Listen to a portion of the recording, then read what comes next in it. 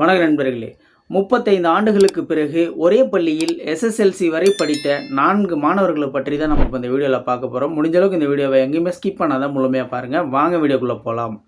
அப்பொழுது அந்த ஊரில் இருந்த ஒரே ஒரு சொகுசு ஹோட்டல் அது. தேர்வு முடிந்ததும் அந்த ஹோட்டலுக்கு போய் டீயும் காலை உணவும் சாப்பிடலாம் என்று முடிவு செய்தார்கள். நால்வரும் ஆளுக்கு 20 ரூபாய் என மொத்தம் 80 ரூபாயுடன் ஞாயிற்றுக்கிழமை 10:30 மணிக்கு சைக்கிளில் ஹோட்டல் அடைந்தனர். தினேஷ், சந்தோஷ், மகேஷ் மற்றும் பிரவீன் ஆகியோர் தேநீர் மற்றும் காலை உணவு சாப்பிட்டு கொண்டே பேச ஆரம்பித்தனர். 35 வருடங்களுக்கு பிறகு நாம் 50 வயதை தொட்டிருப்போம். அப்பொழுது உன் மீசை எப்படி இருக்கும், உன் முடி எப்படி இருக்கும், உன் நடை எப்படி இருக்கும் என்றெல்லாம் பேசி சத்தமாக சிரித்து கொண்டனர். வார்த்தைக்கு வார்த்தை சில்லறை சிதறுவது போன்று சிரிப்பொலி அவ்விடத்தை ரம்மியமாக மாற்றிக்கொண்டிருந்தது. அன்றைய நாள் ஒரு ஏப்ரல் 1. நாம் மீண்டும் ஏப்ரல் 1ஆம் தேதி 35 வருடங்களுக்கு பிறகு இதே ஹோட்டலில் சந்திப்போம் என்று நால்வரும் ஒருமனதாக முடிவு செய்தனர். அதுவரை நாம் அனைவரும் மிகவும் கடினமாக உழைக்க வேண்டும். இதில் எந்த அளவு முன்னேற்றம் நமக்குள் ஏற்படுகின்றது என்பதை பார்ப்பது சுவாரஸ்யமாக இருக்கும். அன்றைய தினம் கடைசியாக ஹோட்டலுக்கு வரும் நண்பன் தான் ஹோட்டல் பில் கட்ட வேண்டும் என முடிவெடுத்து கொண்டனர்.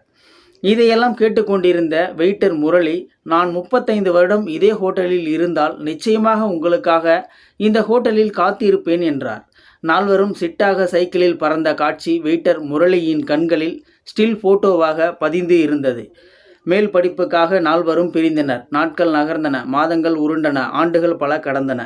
35 ஆண்டுகளில் அந்த நகரத்தின் மக்கள் தொகை பெருகியது, சாலைகள் விரிந்தன, மேம்பாலங்கள் பெருகின, பெரிய கட்டடங்கள் நகரத்தின் தோற்றத்தையே மாற்றின.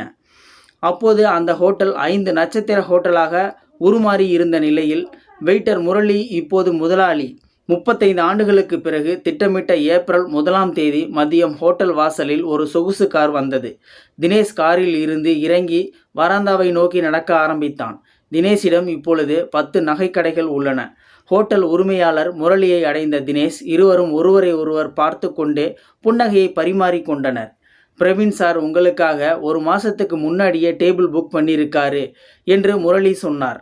நால்வரில் முதல் ஆளானதால் இன்றைய பில் கட்ட வேண்டிய அவசியமில்லை என்று தினேஷ் மிகவும் மகிழ்ச்சி அடைந்தார். இதற்காக நண்பர்களை கேலி செய்வார். 1 மணி நேரத்தில் சந்தோஷ் வந்தான்.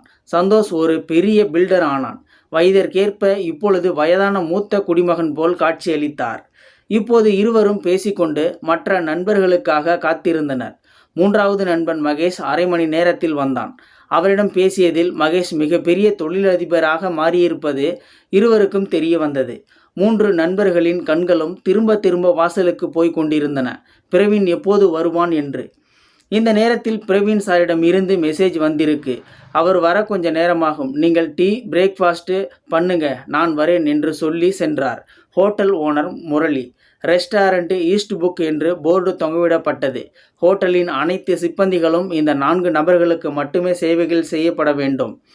35 வருடங்களுக்கு பிறகு ஒருவரை ஒருவர் சந்தித்ததில் மூவருக்கும் மகிழ்ச்சியாக இருந்தனர். ஒருவரை ஒருவர் புகழ்ந்தும் இகழ்ந்தும் பெருமையும் கேலியுமாக சில்லறை சிதறல்கள் மீண்டும் அந்த ரம்மியமான இடத்தை மேலும் ரம்மியமாக்கியது. இப்பொழுது மூவருக்கும் பிரவீனின் மேல் கோபமும் வர துவங்கியது. மூவருக்கும் பிரவீனை பற்றி தகவல்கள் மட்டுமே இல்லாமல் இருந்தது. நால்வரில் பிரவீன் தான் நன்றாக படிப்பவனாக இருந்தான், சிறந்த அறிவாளியாக இருந்தான். பல மணி நேரம் சென்றாலும் பிரவீன் வரவில்லை. மறுபடியும் பிரவீன் சாரின் மெசேஜ் வந்திருந்தது. நீங்கள் மூவரும் உங்களுக்கு பிடித்த மெனுவை தேர்ந்தெடுத்து சாப்பிட தொடங்குங்கள் என்றார் முரளி. சாப்பிட்ட பிறகு பில்லை கட்ட பிரவீன் வந்து விடுவார் என செய்தி வந்திருக்கின்றது. வேலை பளுவின் காரணத்தால் தாமதமாகிறது, மன்னிக்கவும் என்ற செய்தி பகிரப்பட்டது. இரவு 8 மணி வரை காத்திருந்தாயிற்று. அப்பொழுது ஒரு அழகிய இளைஞன் காரில் இறங்கி கனத்த மனதுடன் புறப்பட தயாரான 3 நண்பர்களிடம் சென்றபொழுது மூவரும் அந்த மனிதனையே பார்த்து கொண்டிருந்தனர்.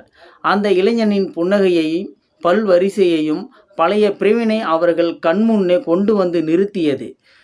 நான் உன் நண்பனின் மகன் ரவி, என் அப்பா பெயர் பிரவீன் என்று அந்த இளைஞன் சொல்ல ஆரம்பித்தான். இன்று உங்கள் வருகையை பற்றி அப்பா சொல்லியிருந்தார். இந்த நாளுக்காக ஒவ்வொரு வருடத்தையும் எண்ணி காத்திருந்தார். ஆனால் 3 மாதங்களுக்கு முன்பு இறந்து போனார். என்னை அவர் தாமதமாக சந்திக்க சொன்னார். ஏனென்றால் தான் இந்த உலகில் இல்லை என்று தெரிந்ததும் என் நண்பர்கள் சிரிக்க மாட்டார்கள், ஒருவரை ஒருவர் சந்திக்கும் மகிழ்ச்சியை இழப்பார்கள். எனவே தாமதமாக வரும்படி சொல்லியிருந்தார். அவர் சார்பாகவும் உங்களை கட்டி தழுவச் சொன்னார். ரவி தன் இரு கைகளையும் விரித்தான். மூவரையும் கட்டி தழுவினான். இந்த காட்சியை சுற்றியிருந்தவர்கள் ஆவலுடன் பார்த்து கொண்டிருந்தனர். இந்த இளைஞனை எங்கோ பார்த்தது போல் இருக்கின்றதே என்று நினைத்தனர். என் அப்பா ஆசிரியராக பணியாற்றினார், எனக்கு கற்றுக் கொடுத்தார். இன்று நான் இந்த மாவட்டத்துக்கு கலெக்டர் என்றார் ரவி. இந்த செய்தி ஹோட்டல் உரிமையாளர் முரளிக்கு தெரியும். முரளி முன்வந்து நண்பர்களுக்கு ஆறுதல் கூறி, 35 வருடங்களுக்கு பிறகு அல்ல, 35 நாட்களுக்கு ஒரு முறை நீங்கள் எங்கள் ஹோட்டலில் மீண்டும் மீண்டும் சந்திக்க வாருங்கள். ஒவ்வொரு முறையும் என் பக்கத்திலிருந்து ஒரு பெரிய விருந்து நடக்கும் என்று கூறினார். அனைவரும் ஆச்சரியப்பட்டனர். உறவுகளை சந்தித்து கொண்டே இருங்கள். நண்பர்களை சந்திக்க வருடக்கணக்கில் காத்திருக்காதீர்கள். யாருடைய முறை எப்பொழுது வரும் என்று தெரியாது.